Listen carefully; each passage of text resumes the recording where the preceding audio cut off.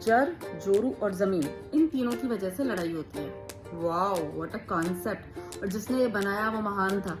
देखिए भाई साहब, जड़ जो होता है ना वो नॉन लिविंग थिंग है। Money, materialistic wealth, it's all non living.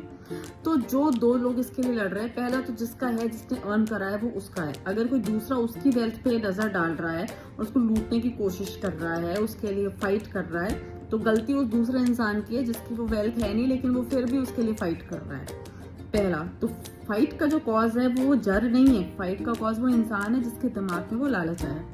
दूसरा जोरू, तो भैया जिसकी जोरू है उसके पास रहने दीजिए, आप क्यों बीच में अपनी टांग अड़ा रहे हैं। और जो आ रहा है, जिसके दिमाग में ये आ रहा है कि तेरी जोरू मेरी, और उसके लिए वो लड़ने आ रहा है, तो फिर आप सोच लीजिए कि इस लड़ाई के जो जिम्मेदार है वो जोरू नहीं है। That wife is not responsible, that female is not responsible. The responsibility in entirety lies with that person who has some ill thoughts in his mind, जो यहाँ दिमाग में कचरा भर के आया है। और तीसरा जमीन, again absolutely materialistic non living thing. वो कब लड़ाई करवा रही है, पड़ी है एक जगह पे, आप लड़ रहे हैं उसके लिए। आपके दिमाग में कचरा है, लालच है, ईर्ष्या है, लोभ है। सो इन तीनों चीजों को ब्लेम करना बंद करिए।